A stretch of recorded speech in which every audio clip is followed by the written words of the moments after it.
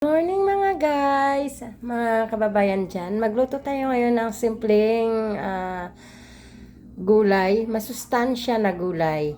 Simpleng luto. Ang aking ingredients ay kalabasa, talong, talbos ng kalabasa, yung frozen ko na okra kasi mabilis siyang masira kaya nilalagay ko sa freezer.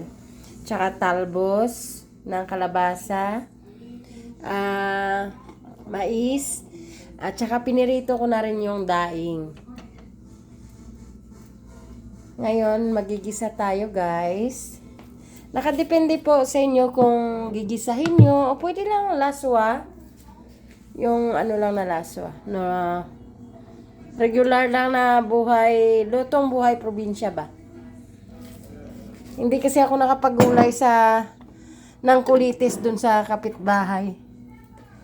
Ito na pala yung hiniwa ko rin na sibuyas at saka bawang. Kaya, unahin ko na yung gisa ng sibuyas. Kasi matagal siya kasi lutuin eh. Kaya inuuna ko talaga, kahit anong luto ko, inuuna ko talaga yung sibuyas.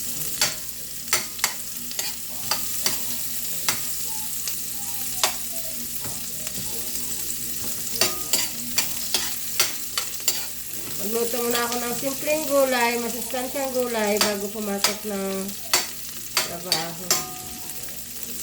Pag rumatik na yung bawang natin, lagyan na natin yung sibuyas natin. Lagyan na natin yung bawang.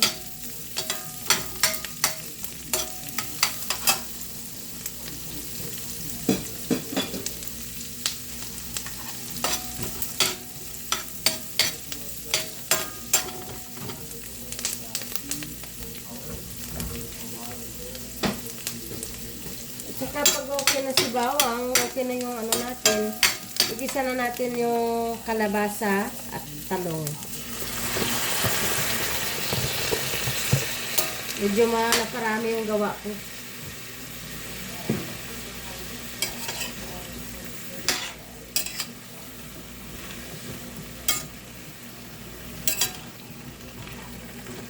Kung gusto nyo po guys, lagyan nyo rin ng gata.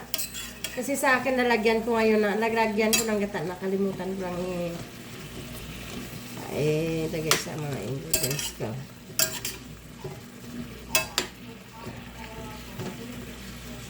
Pakuluin na natin ng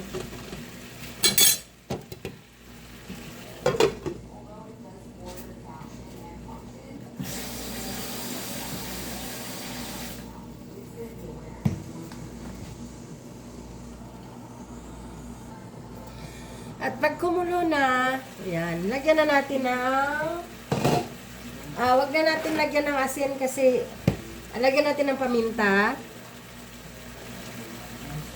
Tansyahan na lang po.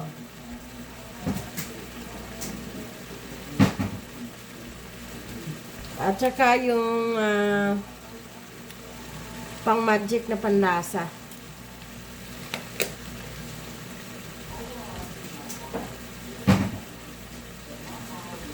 Haluin lang.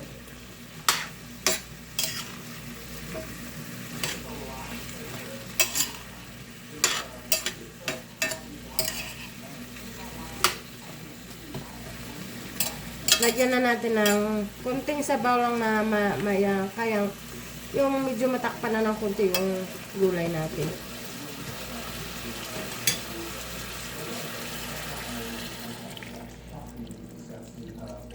Konti lang guys ang lalagyan yung sabaw kasi lalagyan pa natin ng gata.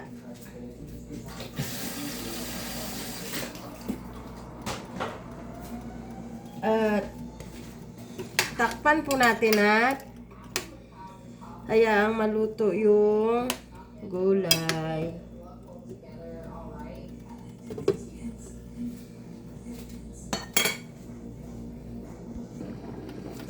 Kumulo na siya guys. So, ilagay na natin ang ating mais. Pero nakadepende po sa inyo kung anong gusto nyong sahog. Mayroon kasi akong available na mais, kaya nilagyan ko na siya.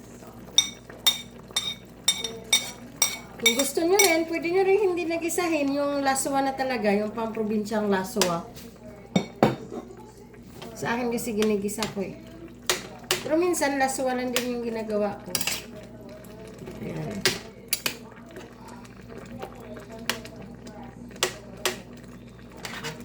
Para may iba naman. Kung anong available lang dyan na mayroon kayo. Kasi, actually, itong talbos ng kalabasa, hinarvest ko lang siya dyan sa maliit kong garden. Hindi ko na inantay pa na magbunga kasi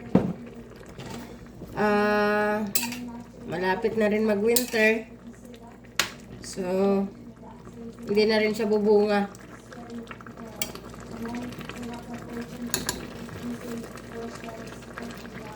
Mabilis na naman to yung kalabasa lumambot eh.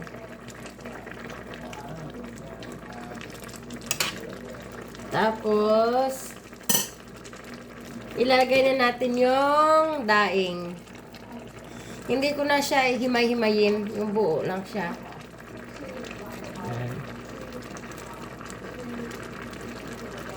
Kung gusto nyo guys, kung wala kayong pambili, syempre mahal na ng isda sa ngayon.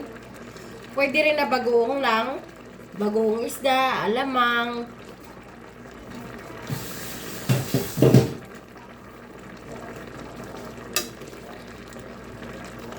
Tapos, takpan natin ulit.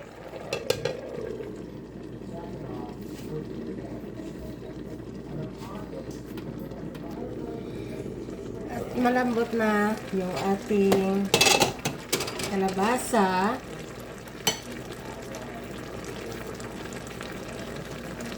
Ilagay na natin yung gata, guys.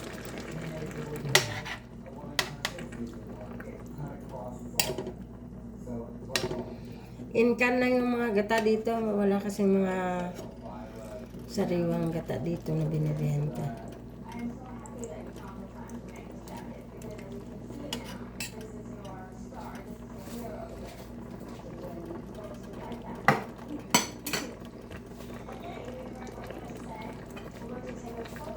Pakuluin na natin ng konti.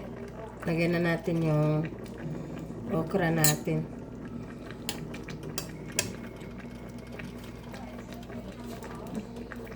Ito yung frozen na okra para ma-preserve ko. Kasi layo ng bilihan dito.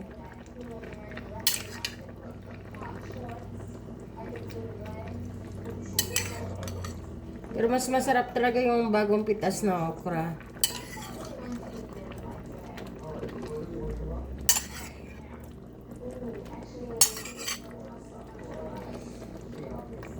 Hindi ko na siya nilagyan ng asin guys, kundi yung daing na lang kasi medyo maalat yung ginawa kong daing. Ganyan. And then, pakuluin lang natin. Takpan natin.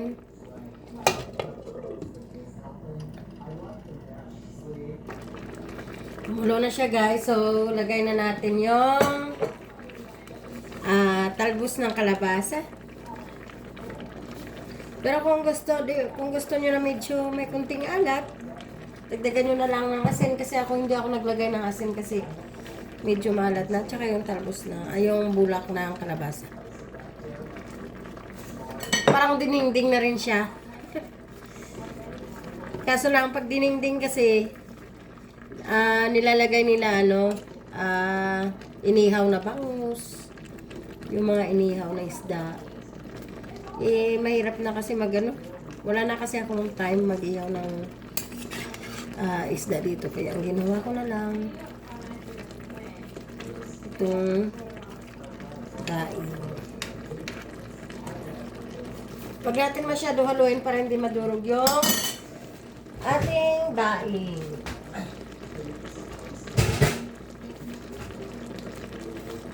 Takpan ko muna siya.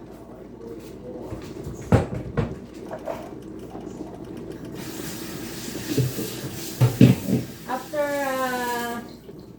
5 minutes, wag lang natin i-overcook yung gulay, yung talbos.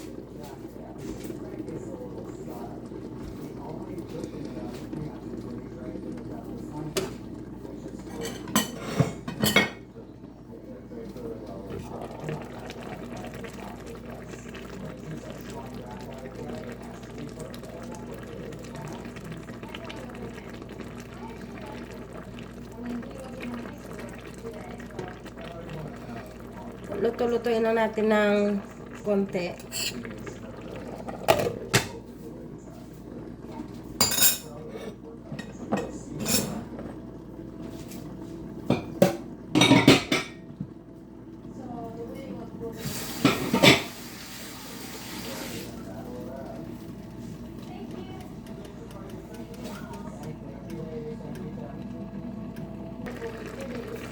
At luto na yung gulay, so patayin na natin.